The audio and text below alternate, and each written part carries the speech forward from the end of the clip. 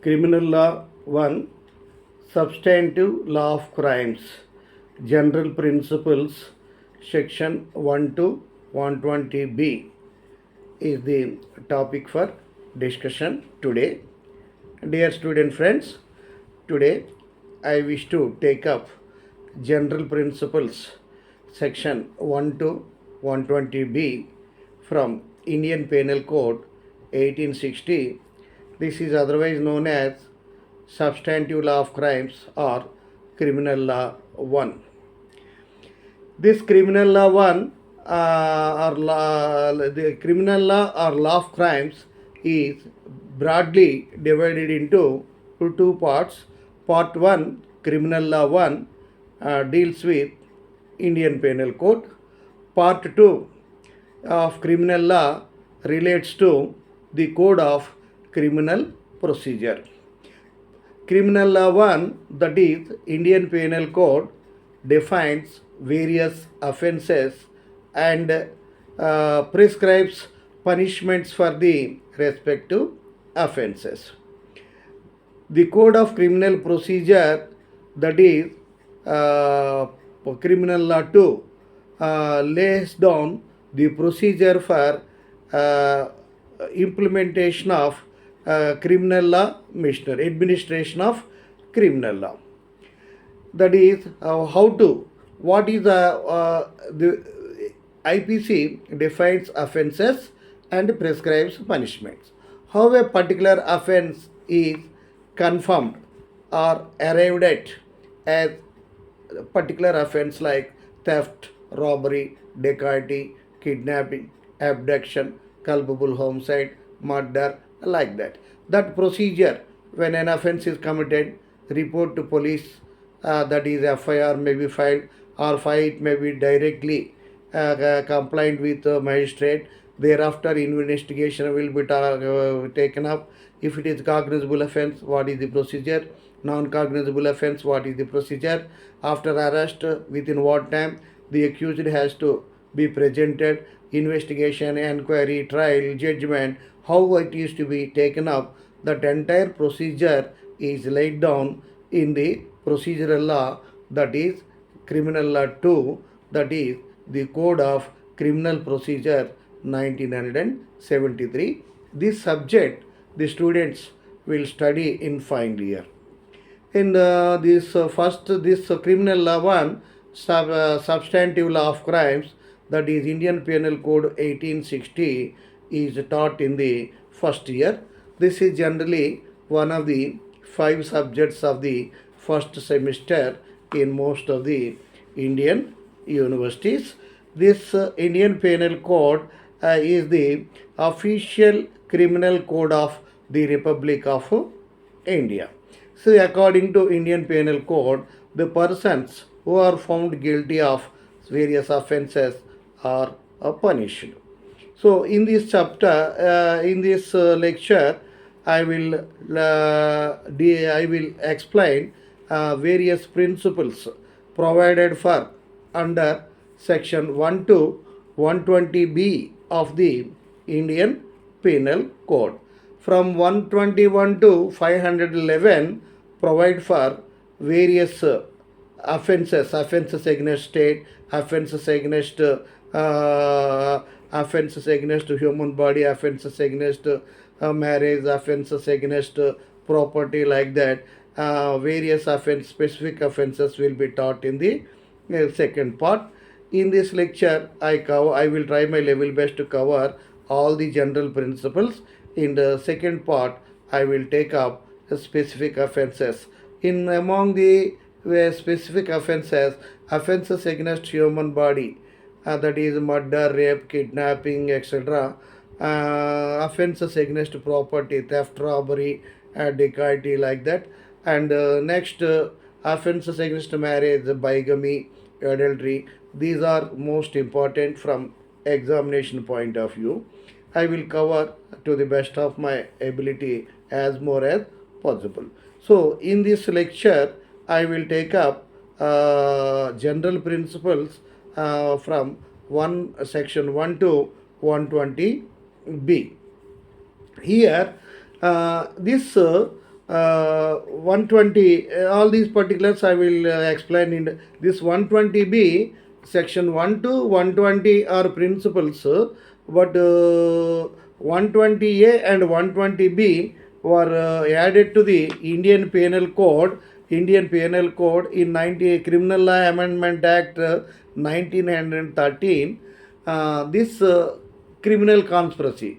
120A defines criminal conspiracy. 120B prescribes punishment for the criminal conspiracy.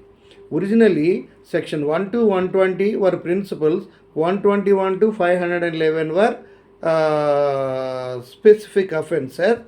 But after this accord was passed in the year 1860, but in 1919, the Criminal Law Amendment Act brought about change in the code.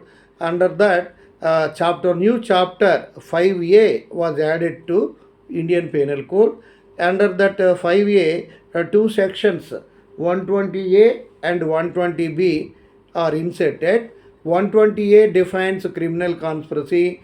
120B prescribes punishment for the criminal conspiracy. Just like a contract is entered into in civil law, for committing a crime, two or more persons enter into a contract. If two or more persons enter into an agreement to commit an illegal act or to do a legal act by illegal means, that is called criminal conspiracy. That offense is called criminal conspiracy. The persons who have entered into an illegal agreement or legal agreement by illegal means, they are called conspirators.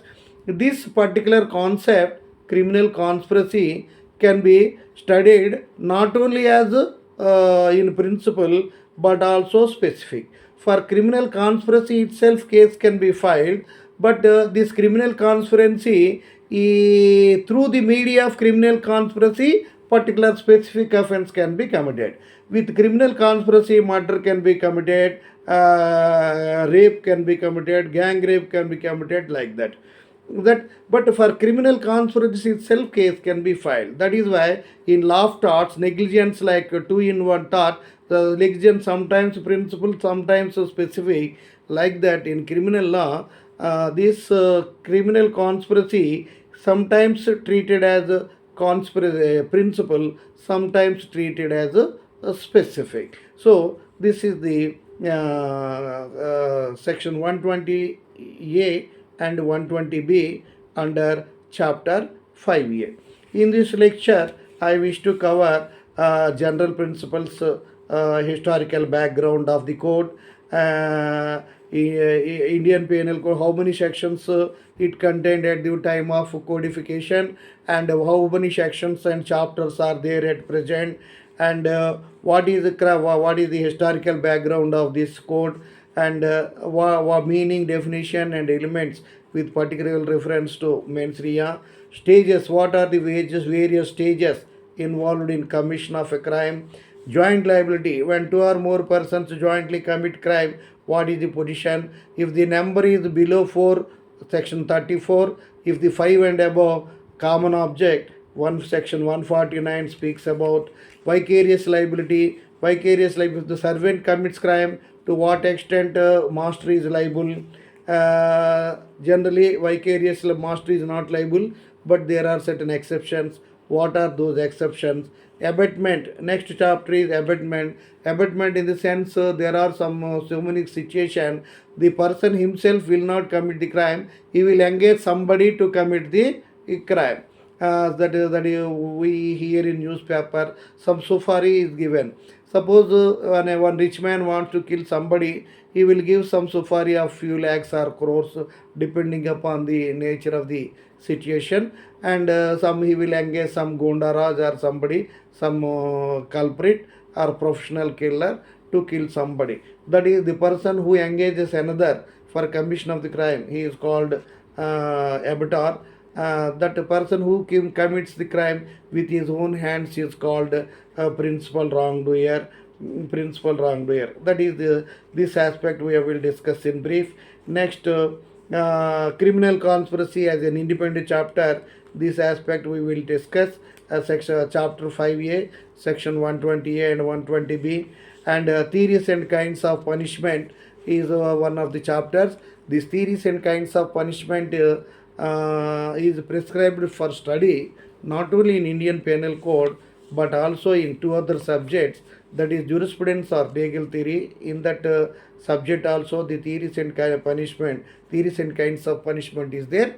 This is common paper, common subject for three subjects. In theories and kinds of punishment chapter is there in Indian Penal Code, in jurisprudence, and criminal law and criminology, penology, and criminal administration. In that subject also this topic appears, so theories and kinds of punishment.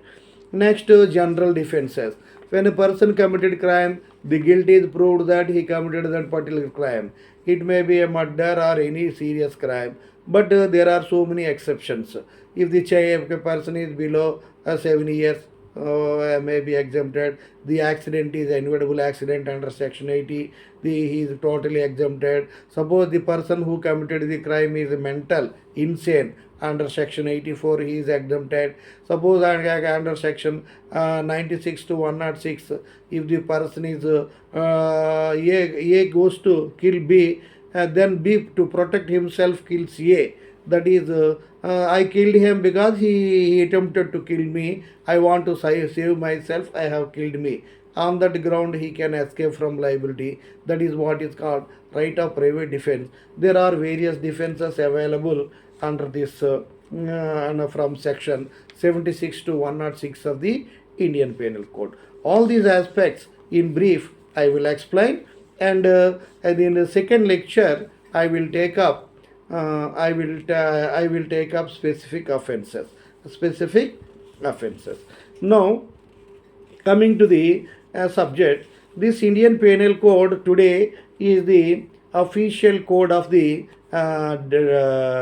official code of our official code of official code of our Republic of India. What is the historical background? This Indian Penal Code was passed in the year 1860 during British rule under the auspices of Thomas Babington, Sir Thomas Babington Macaulay, who was the chairman of the First Law Commission.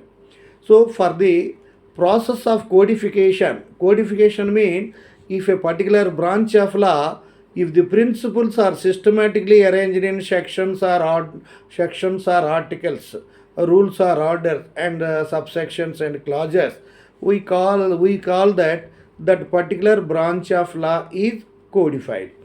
If there is no, the principles are there speaking about various rules, but there is no specific section or article, there is no say section name or article name or order name, rule name, like that, we say that particular branch of law is not codified. Indian Contract Act, Indian Penal Code, Constitution, and all these are codified, but law of torts is not codified, administrative law not codified.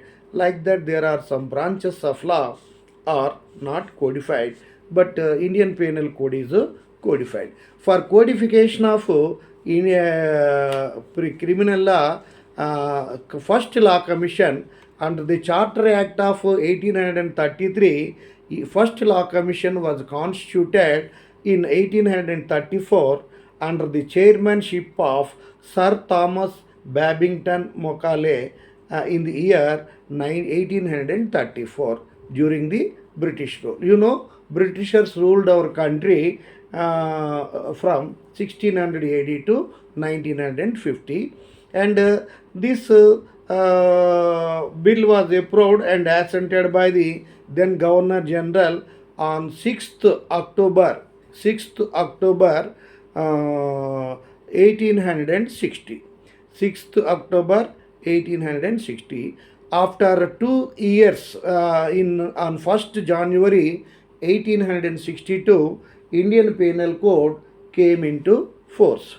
This Indian Penal Code, when a law is to be codified, various sources of law are to be taken into account.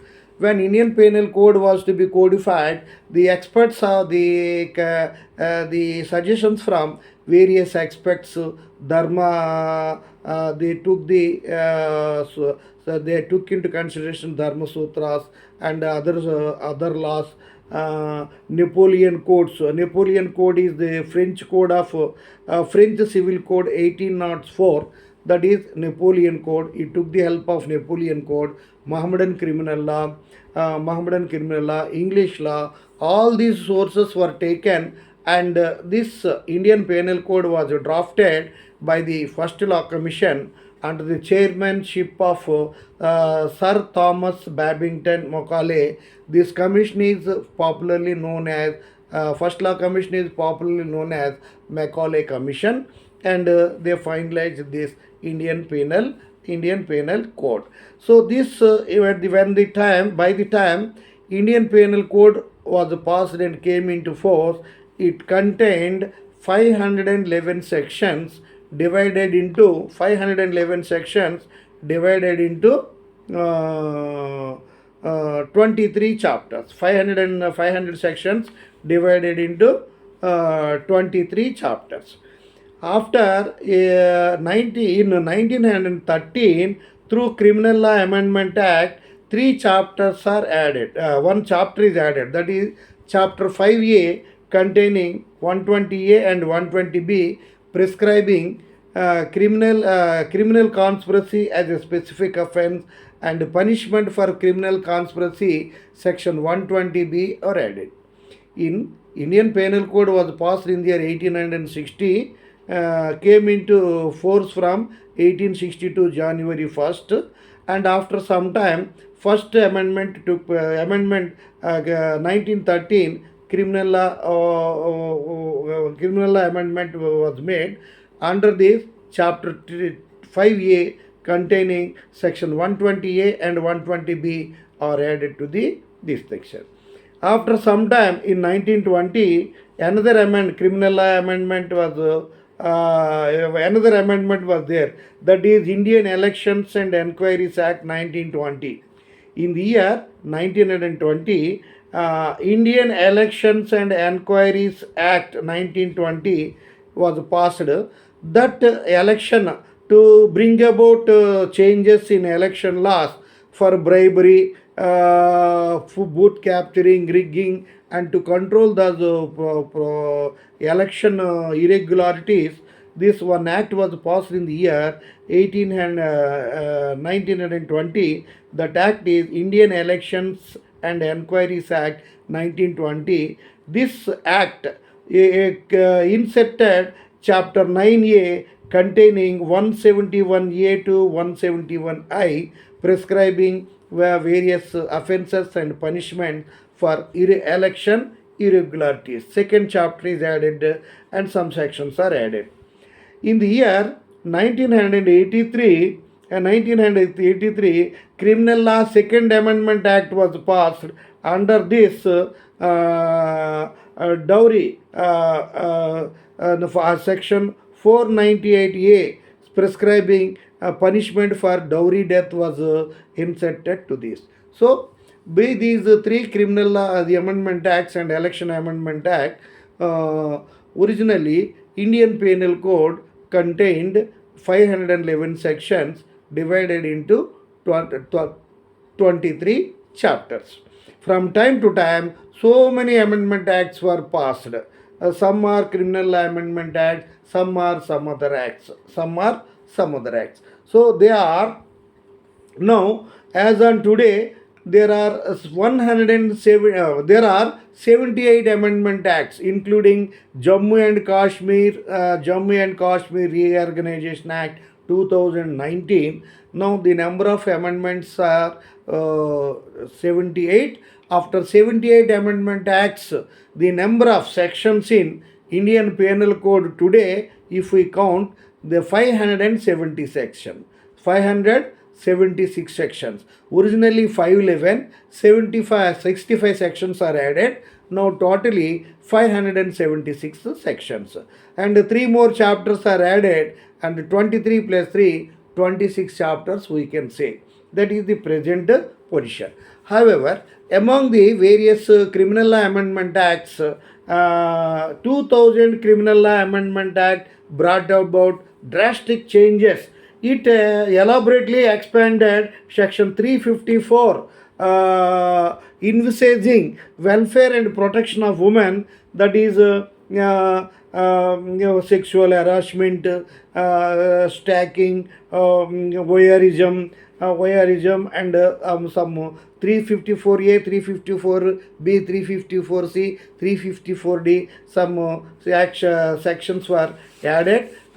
These sections are 354A, sexual harassment. So after the state of Visakha versus state of Rajasthan case, the Supreme Court gave so many guidelines to the managements of working organization where women are employed. For protection of women, certain arrangements are to be made for welfare and security of women. That the Supreme Court gave certain guidance. So it is quite obvious in every workplace the sexual harassment is the incidence of sexual harassment is quite common in most of the workplaces. So in order to eradicate this menace of this sexual harassment, Section 354A is added. Section 354B is added to this 354. Disrobing of woman. Disrobing woman means making a woman naked by removing her clothes, undressing a woman. Disrobe means undressing a woman in public place. That is, this offence is made punishable with not less than 3 years to 7 years. Sexual harassment, the maximum punishment is 3 years and fine or both. And for disrobing woman, undressing a woman in public place is an offence punishable with not less than 3 years to 7 years. Voyeurism means if a woman is there in some private place changing her dress or something, taking bath or something, if anybody looks into, peeps into that or takes a photograph and threatens like this, then it is a serious offence punishable with voyeurism. And there are some cases in some public shopping malls and everything, they are erecting some invisible cameras at the places where women change their dress while purchasing the new clothes like this. So this voyeurism is the recent development. It is added under 2013 amendment, Criminal Law Amendment Act. Under 2013 Criminal Law Amendment Act, this section 354 has been amended. 354A prescribes punishment 3 years for sexual harassment. B, undressing woman, minimum 3 years to 7 years imprisonment. Voyeurism, when a woman is changing her dress or doing her personal activity, and if anybody looks into it, peeps into it or takes photograph, it is an offence as voyeurism. Then the punishment is not less than 1 year, extends to 3 years and also fine. And fourth one is stacking. It is the most common, but in many women's colleges and other places, the boy students follow the women students, boy students follow the women students to love her. And even though that woman trying to get rid of that man, these boys are consistently giving trouble to the woman. If anybody is, if the police caught them, they can be imprisoned up to 3 years. That is what is called stacking. Suppose if the girl refuses, some cases the people are resorting to acid attacks, which we are finding in TV radios.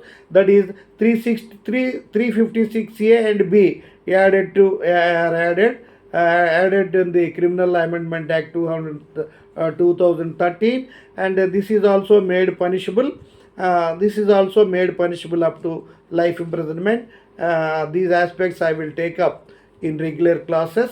So, and in addition to that, the Criminal Law Amendment Act 2018 brought about drastic changes for protection of women.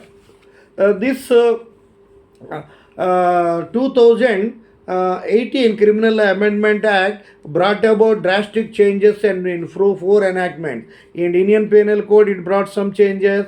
In a Criminal Procedure Code, it brought some changes. In Evidence Act, it brought some changes. It also brought some changes in the recent act passed after Nirbhaya Act, that is protection of children against sexual offences act, and POSCO Act. This is popularly known as POSCO Act. P Prevention Protection of Children Against Sexual Offences Act. POSCO Act. The POXO Act. This is POXO Act. This was drafted after Nirbhaya case. In Nirbhaya case, the four culprits out of one minor, he was because of minor, he was sent to Boston School correcting center and was released subsequently. But however, there was a consistent, unstinted demand to prescribe death sentence to even to minor if he is involved in heinous crime like Nirbhaya's rape case. And subsequently, some other cases also, burning cases also took place in India. Now let us come to subject, main subject, meaning and definition. So this historical background and some most important developments in Indian Penal Code I told. All these aspects I will explain in detail in specific crimes topic. Now let us now discuss about crime meaning and definition. What is crime meaning definition? Crime is a public wrong. It is an offense against the public. So if a wrong, when one person commits a wrong, if the wrong is of very serious nature, it is a public wrong, it is an offense. It is less serious, it is tort. It is tort. Suppose A committed an accident. A committed an accident by dashing somebody. Some goods on the goods on the road are damaged. It is called tort. Suppose somebody by some pedestrian walking on the road is dashed and he lost his leg. It is more serious. It amounts to crime. Some wrongs are exclusively torts, some wrongs are exclusively crime, but some wrongs are both torts and crimes. For example, a negligent accident, a pedestrian died, met with fatal accident. Then that is tort and crime, because for committing negligent accident, the driver of the vehicle is liable under section 304A, punishable up to 3 years. For death of that person, the owner of the vehicle will have to pay compensation. And Motor Vehicles Act, I explained various issues on this point. That is, crime, public crime is a public wrong. Is the private wrong means wrongs? Private wrong means breach of contract is a private wrong. Breach of quasi contract is a private wrong. Like that, there are so many private wrongs. But public wrong means another. We can say that any member of the public can move the matter, move the court. That is public wrong. Suppose a woman is going on the road. Some motorcyclist snatches her gold chain, runs away. Some other can follow him in motorcycle, catch that fellow, and hand him over to the police. Suppose one theft takes place in our neighbor, robbery takes place in our neighbor home. When the culprit is running, the neighbor or any member of the public can catch him and hand him over to the police. In that way, we can call it as public wrong. Private wrong is a wrong with reference to individuals, private one individual or group of individuals. Public wrong is wrong with reference to public as a whole or society at large. That is the crime meaning. So Blackstone defines crime as an act or omission in violation of public law, forbidden or commanding it. So crime is an act which ought not to be done. An act which should not be done is done. It is a wrong. It is a wrong. Which has to be done, not done. It is a wrong. An act ought to be done is not done is wrong. Which ought not to be done is wrong. When what act you should not do. If you do it, it is wrong. what act you have to do, you did not do, it is wrong. So that is it is an act or omission in violation of public law, forbidden or commanding it. Indian Penal Code section 40 defines any act punishable under Indian Penal Code is considered as offence. Section 2N Criminal Procedure Code defines crime as what is called an act or any act in violation of public law of the land, and is punishable, it is wrong. So like this is the meaning definition. So many meanings are there. Details I will explain in detail. Now meaning. Meaning is over, definition is over. Then elements of crime. To constitute crime, there are there must be four elements. Some books show two elements are there. Actus reus and mens rea 2. For some books, four elements are there. Four elements I tell you. One is human being. The second is physical act, actus reus. Third one is mens rea, mental element or guilty mind. Fourth one is approximate injury. Number one, human being. Suppose to constitute crime, the wrongdoer must be, the offender must be human being, and the victim or aggrieved must be human being. So the person who commits wrong offense is a human being, and aggrieved also should be human being. If man kills an animal, it is not crime, or woman kills an animal, it is not a crime. But both wrongdoer and aggrieved must be, or victim must be a human being. That is this thing. However, there are certain exceptions. According to Wildlife Protection Act, if anybody kills a tiger, lion, or a peacock, and it is a crime, he will be punishable under that special act. There are, in addition, Indian Penal Code and Criminal Procedure Code are special main legislation. There are so many special legislation, ancillary legislation, that is Dowry Prohibition Act and Domestic Violence Act, Dowry Prohibition Act, Prevention of Corruption Act, Cosmetic Act, Forgery Act. So many acts are there. These there are, in order to, in India, the number of cases are increasing day by day. There are about 5 crore cases pending in Supreme Court and all subordinate courts. In order to speed up the cases, so many alternative measures were taken. All these alternative measures I explained in detail in alternate dispute resolution system. System, you please go through Lok Adalats, fast track courts, consumer courts, labor courts, and so many things are there. But because in order to speed up the criminal law administration to dispose of the cases, criminal cases, so many special legislations are passed, so many special courts are also passed, fast track courts, CBI courts, and all, to dispose of the criminal cases. For those purpose, Forgery Act is there, Domestic Violence Act is there, Dowry Prohibition Act is there, all these things. CPC, IPC, CRPC are main courts, and there are so many substantial legislations, so many special legislations under the criminal law. Now, to constitute crime, one is human being. Second one is a physical act or actus reus. Physical act or actus reus means to constitute crime, there must be commission of an act or omission of an act. Giving poisonous food and killing is commission. That is the physical act. Putting a person in a door locking without giving food for so many days, resulting in death, that is omission. Commission or omission constitutes a physical act. That is second condition should be followed. Third one is mens rea, or mental element, or evil mind, or guilty mind. So an act itself has no wrong unless conquered by the guilty mind. The person, suppose an act is not an offense, not a wrong, if you don't have any bad mind in you. Suppose a man is carefully driving, nobody wants to commit an accident, but suddenly one dog or one cow or buffalo enters into the vehicle, and the vehicle is toppled down and dashed some pedestrian, and that pedestrian died. That is a inevitable accident. Under section 80, he is exempt from the criminal liability. Suppose if an iron rod slipped from my hand and fell on your foot and your foot is seriously injured, it is an accident.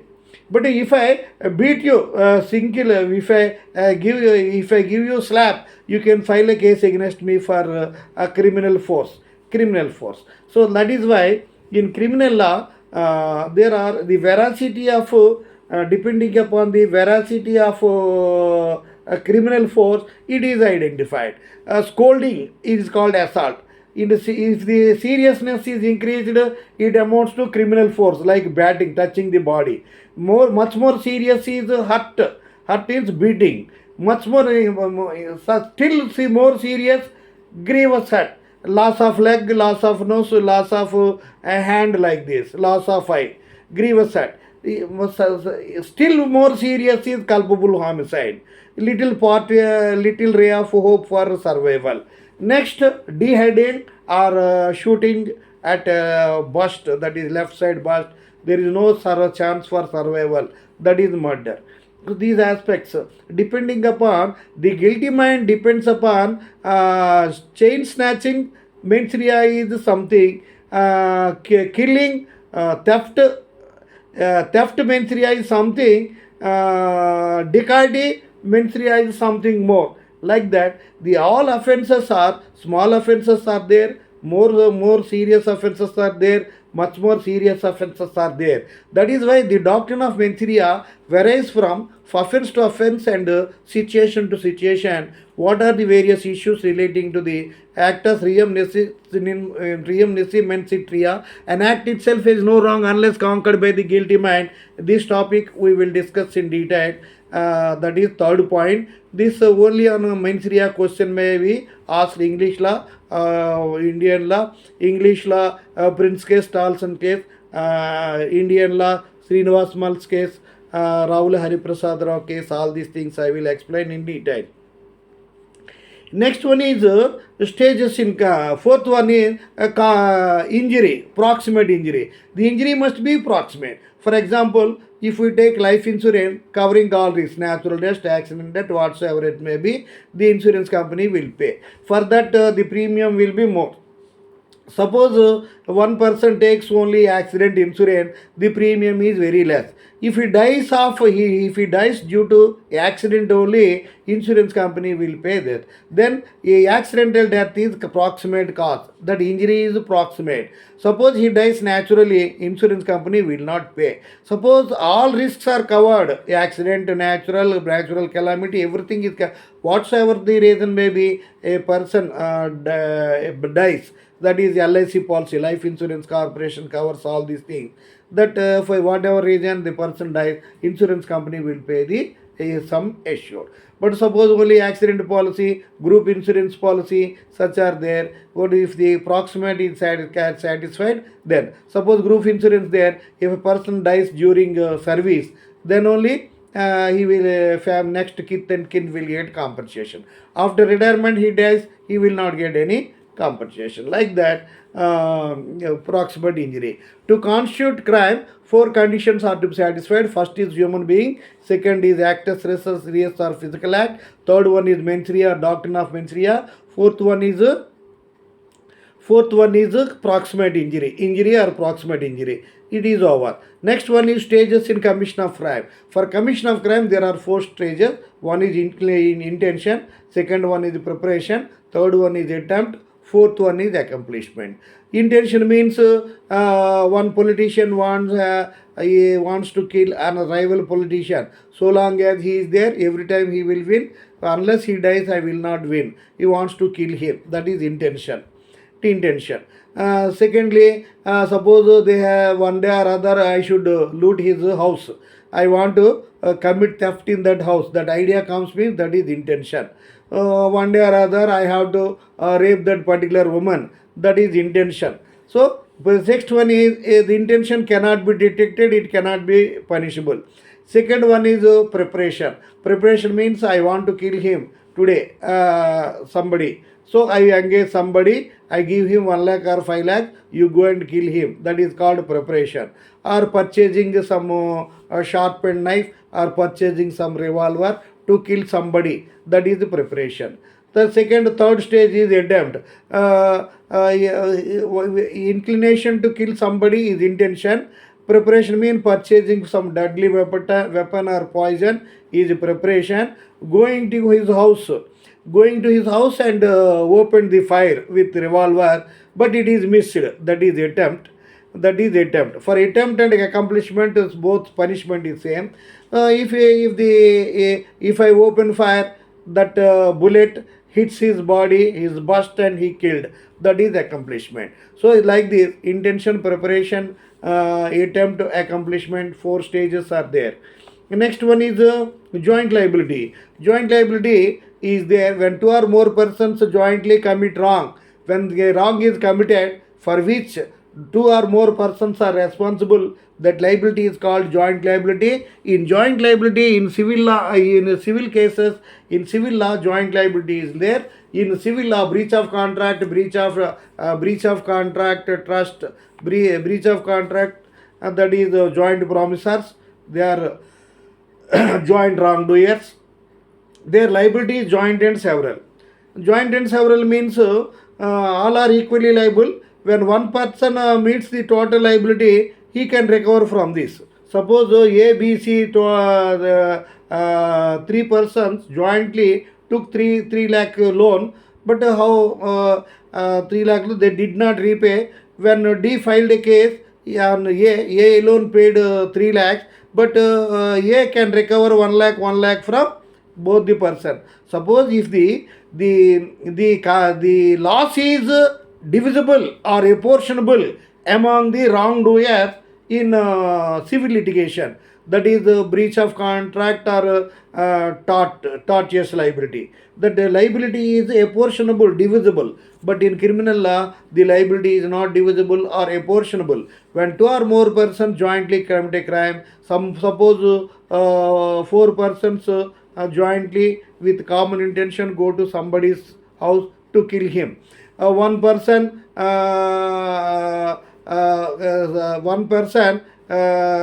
goes to neighbor's house to put him in conversation so that he should to divert his attention.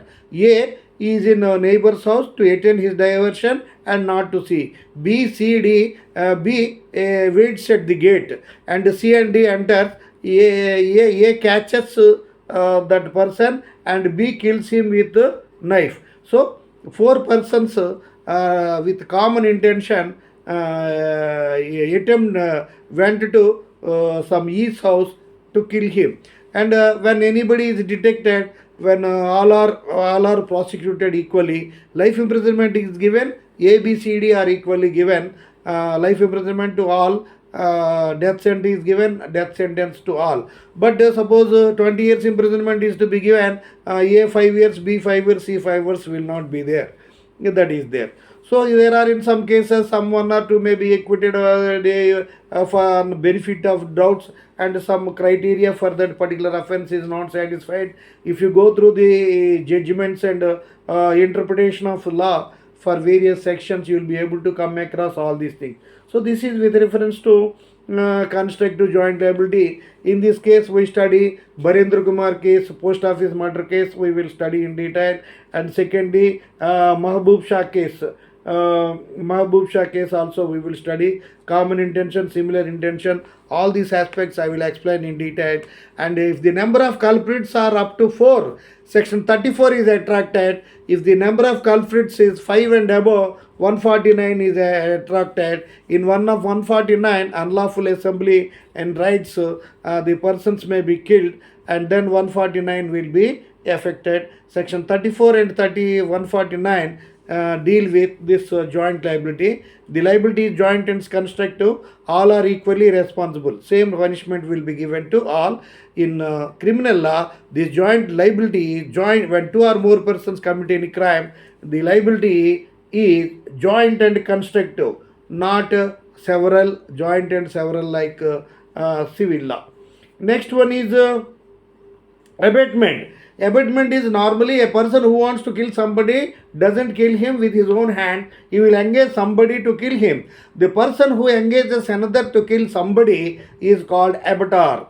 Who a person, Suppose I want to kill somebody, I don't go and kill him. I will engage somebody, my servant or somebody, I will engage some criminal, giving him some money. I am called abtor. That person is called principal wrongdoer. This is a principal in the first degree. These are the cases. So the person who engages another for commission of a crime is called abetment. In this abetment, there are three processes for commission of abetment. Abetment takes place in three stages: abetment by instigation, abetment by conspiracy, and abetment by intentional aiding. Earlier, this in conspiracy was part and partial in abetment chapter, but it is given conspiracy is given independent status as a specific crime by a Criminal Law Amendment Act by opening section chapter 5A containing section 120A and 120B under that Criminal Law Amendment Act. So this is the position. So this abetment takes place in three ways. One is abetment by instigation, abetment by conspiracy, abetment by intentional aiding. Abetment by instigation means in some movies there are two villain, hero is there. One villain wants to take revenge on a second villain, but one villain instigates the hero to take revenge on other villain, because you have become you have reached this you have lost your parent, you lost your family member because of that rival villain, and one villain will take all these stories, fact stories, and you will make him aggravate his anger, and that fellow, that hero will go enter into that other villain's home by his motorbike or car. He entering into his house and will start killing the person. That is what is called instigation. So similarly, one poor woman got married, and somebody tell you why your son got married to that poor girl. There are very more beautiful women are there, more rich women are there. You see that fellow. You see that this girl is given divorce or kill her, and so that your son can be remarried with more beautiful girl. That is what is called telling that stories to telling such stories to commit crime of mother-in-law towards daughter-in-law. This is what is called abetment by instigation. And abetment by conspiracy means, I told you, two or more persons enter into an agreement to commit illegal act or legal act by illegal means. That is so. Getting medical seat by illegal means is conspiracy. When two persons enter into agreement to get medical seat or group 1 or civil services seat by conspiracy, that is the legal act, but illegal means, that is there. So this is what is called instigation, conspiracy, intentional aiding. Intentional aiding, dear friends, in one movie there is a big jamindari is there, very rich royal family. In that royal family, the legal heir of that entire royal family is a small child. That is one movie, Killer, in Telugu.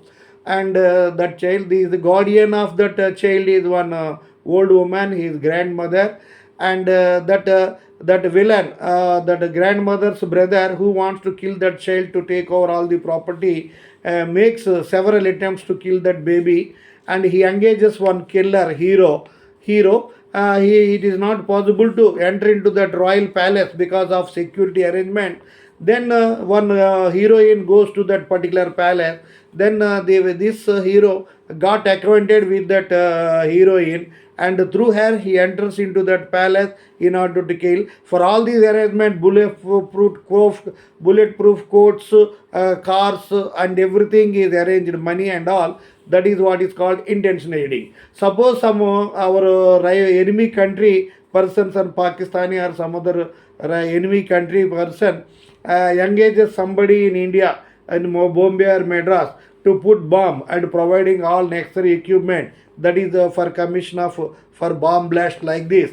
That is what is called intentional aiding. So this abetment takes place in three ways. That is instigation, conspiracy, intentional aiding. These are what is abettor. So in this there are four classes of criminals. That is a principal in first degree, principal in second degree, accessory before the fact, accessory after the fact. Principal degree in the first degree means the person who commits the offense with his own hands in principal in first degree, and the second person who is instrumental for commission of that, who abets that, who instigates that, is called principal in second degree. Accessory before the fact or offense, accessory after the fact. Suppose a person committed crime, runs away. He is taking shelter.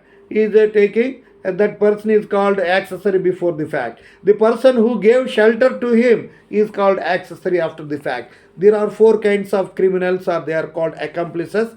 The topic we will discuss in detail in amendment. And the next one is criminal corporacy. As an independent chapter, we will have to discuss this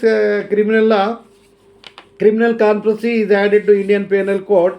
This criminal conspiracy is added to Indian Penal Code in 1913. Criminal Law Amendment Act, Chapter 5A is added. This 5A contains two sections, 120A and 120B. 120A defines criminal conspiracy. 120B prescribes punishment for the criminal conspiracy. And whatever may the offense, they say punishment will be given. In certain cases, the punishment is 6 months. All these aspects we will discuss in detail in the respective chapter. And now, next topic for discussion is next joint liability. Next vicarious liability. Joint liability is over. Abatement is over. Next is vicarious liability. What do you mean by vicarious liability? Vicarious liability means, suppose the master servant, everyone should do his act, but he should not engage anybody to do. If one engages anybody, whatever wrong is committed is deemed to have been committed by the farmer. Suppose the lorry owner is there, he has to drive his lorry, but he engages the driver. But if a driver commits accident, owner is liable. So when a lorry driver commits accident, owner is held liable. Owner's liability is a vicarious liability. This vicarious liability is unknown to criminal law. The master is having liability, civil liability, but he doesn't have criminal liability. If a lorry driver commits accident and kills somebody, that lorry driver for negligent accident, he will have to undergo imprisonment. The compensation is to be paid by the owner. But there are certain cases, vicarious, that is why it is said that vicarious liability is unknown to criminal law. Suppose a tailor suit is given, some button stitcher takes away that suit, that owner of that tailoring shop will pay cost of the suit. He has civil liability, but he cannot be arrested. In the event that button stitching boy is caught, he will be imprisoned. That is that wrongdoer, that servant will have criminal liability. But here in criminal law also, there are so many cases, exceptions are there. If the master is having consent, if the driver, if the servant commits a crime in consultation with the master, that is wherein the master acts as abettor or conspirator, then master also is liable. In one case, in Srinivas Mal's case, servant adulterated the food products without the consent of the master was exempted from criminal liability. In Srinivas Mal's case, the wrong by servant could not be committed without the knowledge of master. That master's consent was present. In Srinivas Mal's case, master was held liable. So, if wherein the master also is consented to the offense committed by the servant, master also will be held liable. Normally, master doesn't have criminal liability. Similarly, occupier's liability is there. In rights, if rights are committed for the benefit of somebody, then that person, suppose a politician, in order to thrown him. Suppose if the present chief minister is collapsed, so many rights were taken, so that if the present chief minister is put down from the throne, then other man will be crowned. In such cases, if any, the person for whose benefit the rights took place, that person can be held liable. This is what is called master will be liable. So normally vicarious liability in criminal law, master is not liable for criminal liability, but there are certain exceptional cases. Master also is liable for the criminal liability. This is regarding that. And next. Stages in a vicarious liability is over, abetment is over, conspiracy is over. Theories and kinds of punishment. Theories and kinds of punishment in the sense, before Indian Penal Code came into force, there were Mohammedan criminal law was in existence. There were so many irregularities in evidence law, in criminal law, and so many things. And the evidence of one man was equal to evidence given by two women. Evidence of one Muslim was given to evidence by two non-Muslims. For the offense of zina, that is rape case, the evidence must be, eyewitness should be there, because it is very impossible to get the eyewitnesses in respect of sexual offences which take place in secluded places in a clandestine way. So that is not possible. So many irregularities are there. So in order to overshadow all these irregularities, this Indian Penal Code was there. But this Indian Penal Code was passed taking into consideration, that is the French Code 1804, that is what is called Napoleon Codes, Mohammedan criminal law and English law. All these they basing on these Dharma Sutras, natural law, customary law, all these things taken into consideration for preparation of this Indian Penal Code by the First Law Commission under the chairship of Sir Macaulay. This is popularly known as Macaulay Commission. So these are the various issues. Abetment is over. Theories and kinds of punishment in detail. I will tell tentatively there are 5 punishment. Death sentence or life imprisonment, imprisonment, rigorous imprisonment, simple imprisonment, forfeiture of property, fine. For every offence, imprisonment plus fine is there, or both are there. Forfeiture of property instance in criminal procedure code, when decree is given, if the respondent could not meet the liability, then the court will take in execution proceeding, and the respondent's property will be confiscated or seized by the court. Or similarly, suppose a person is given a summons, he did not come to court, a arrest warrant is given, his whereabouts unknown to arrest, then the court will give proclamation, that is wall post or paper notification. Whoever finds this fellow, you bring and hand over the police or a court, then the court will give some reward, that is called proclamation. If the proclamation also doesn't work out, wherever his properties are there, he will be found ascertained and the properties are seized. That is called seizure of the property. An insolvent property will be seized, and a person, a culprit's properties also will be seized. That is forfeiture of property is one of the modes of punishment in apart from this thing. This is the theories and kinds of punishment is a common topic in first year Indian Penal Code, and second year jurisprudence or legal theory, and third year, final year criminal law, criminology, penology and victimology. In some cases, criminal and administration is the title in some universities. These are the various issues. And the last topic for discussion is general defenses. If a person in criminal law decides, defines various offences and prescribes punishment according to criminal procedure code, after following the complete procedure, FIR, complaint, and after then investigation, inquiry, and then charge sheeting, then filing the case, asking the filing charge sheet, calling for witnesses, prosecution witnesses, defense counsel witnesses, trial, judgment, all these things are over. For all these procedure is there, a particular accused culprit is guilty of particular offense, till he is the court will give him an opportunity to get exemption from the criminal liability. What is that? There are so many ways to escape from the criminal liability. Section 76 to 106 of Indian Penal Code lay down various provisions relating to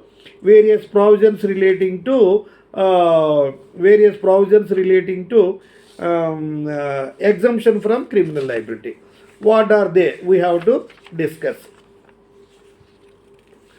Number 1 is general defenses or general exception. When a person committed crime, there will be two advocates. Public prosecutor tries to convict him, and defense lawyer tries to prosecute him. The public prosecutor tells that he has committed crime, Your Honor, punish him, give him serious punishment.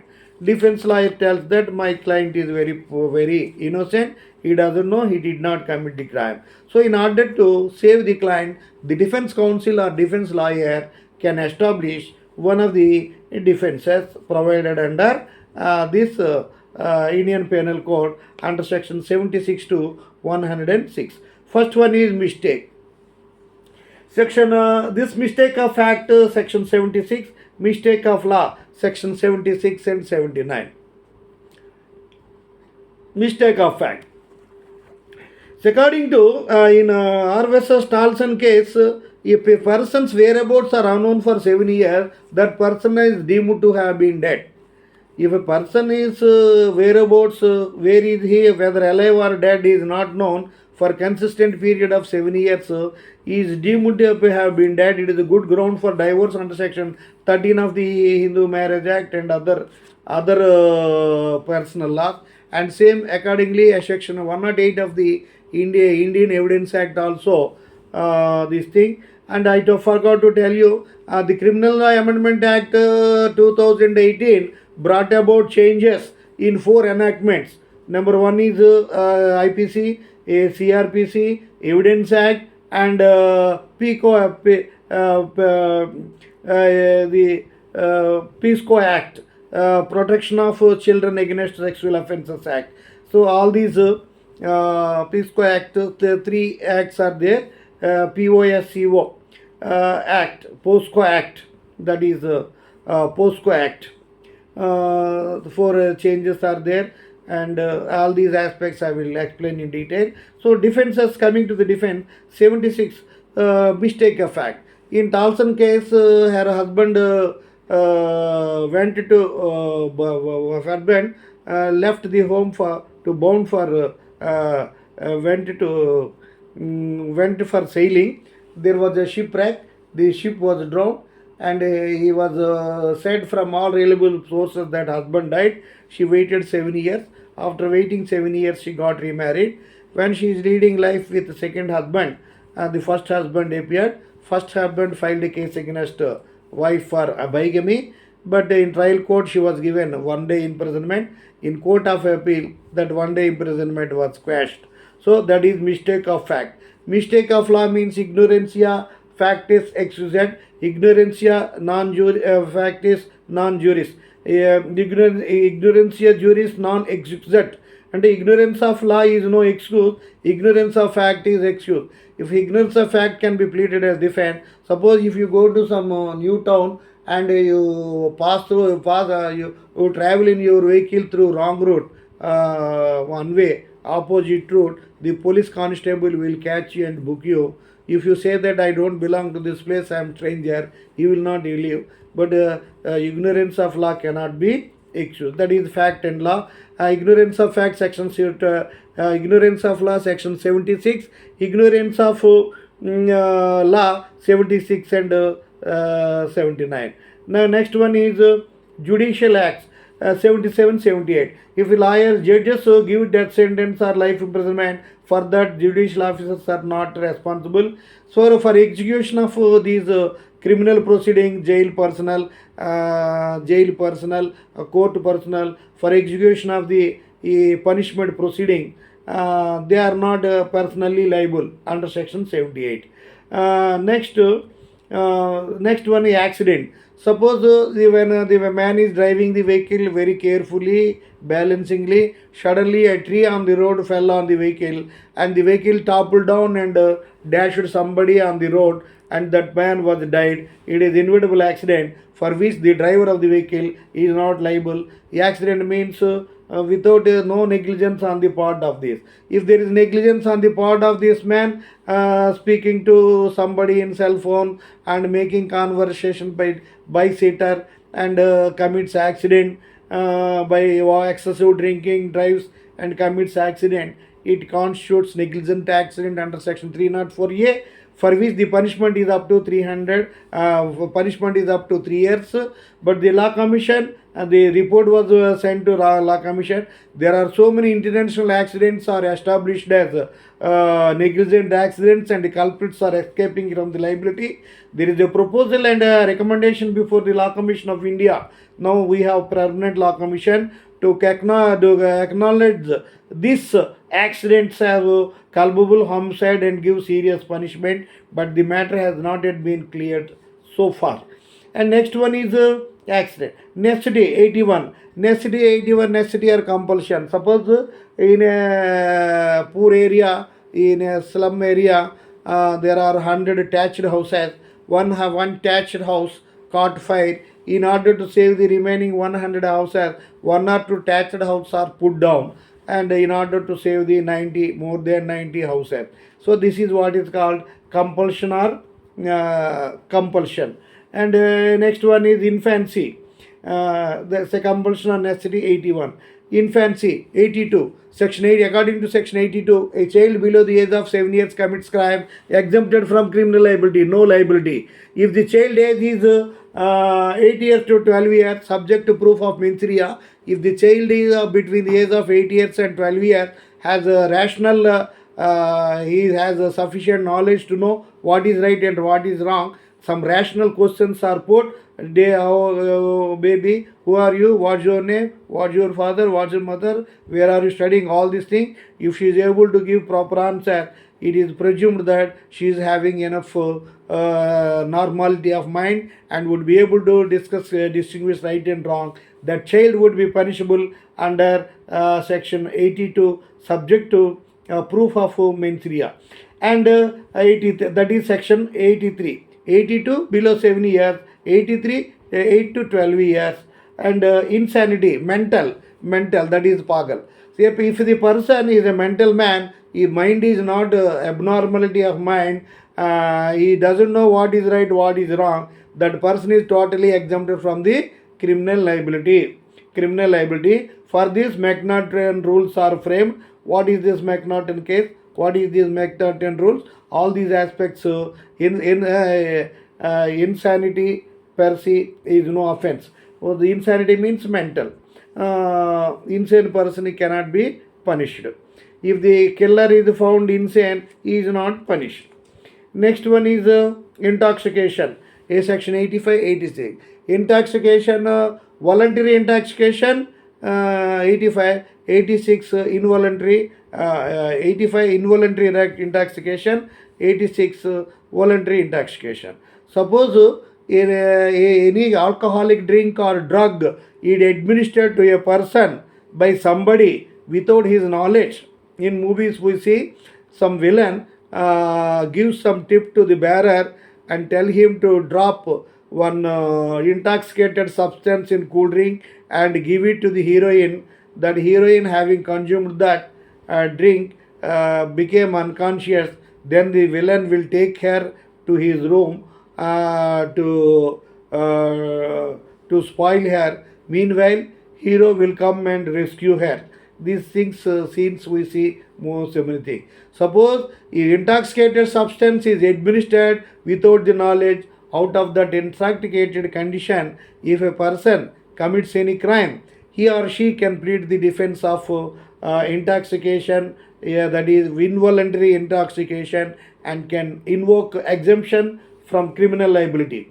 And next one is voluntary intoxication. A has angry vengeance on B. He takes full bottle, drinks it, and will go to B's home and kills him and says that I got intoxicated and kill him. It cannot be a defense. Voluntary intoxication is no defense. Involuntary intoxication can be a defense. Basudev case and Bate case, all these cases are there. I will explain in detail. That is 86. And next one is the trivial acts. So, trivial acts means when we are traveling in a city bus, the driver applies speed breaker, one falls on other, A falls on B, if B receives some injury, then it is negligible, he cannot file a case. Suppose while a driver traveling the vehicle, some cow or buffalo crosses the road suddenly, enters into road suddenly, driver suddenly applies brake, and somebody falls down and he gets injured. For they are such acts are called trivial acts for which he cannot, if he brings an action, he can treat it as a trivial act and get exemption from the criminal liability. That is section 95. And 96 to 106 of the Indian Penal Code lay down various provisions relating to right of private defense. Right of private defense in the sense, if somebody comes to kill me, I can, to protect myself, I can kill him. Similarly, to protect one's life or to protect one's property, other man can be killed, and then the right of private defense can be allowed. In ATM, some security guard is there, some culprits come to break ATM and to take away, rob away the cash. That ATM watchman or security guard can open fire and kill the culprits. Similarly, if anybody knocks the door for robbery, then the any person in the home can, if they have license revolver, they can open fire or take some deadly weapon or kill that, and they can ultimately plead the defense of right of private defense. These are the various issues that have been completed from this thing, and this part 2 specific offences are there. Offences offense against state, offense against army, navy, air force, offenses against public tranquility, offenses against human body, offense against property, all these things are there. Offense against marriage. Among all these, offense against human body, offenses against property, offense against marriage are more important. I will take up the part 2, the remaining topics. Thank you very much for your patient hearing, dear friends.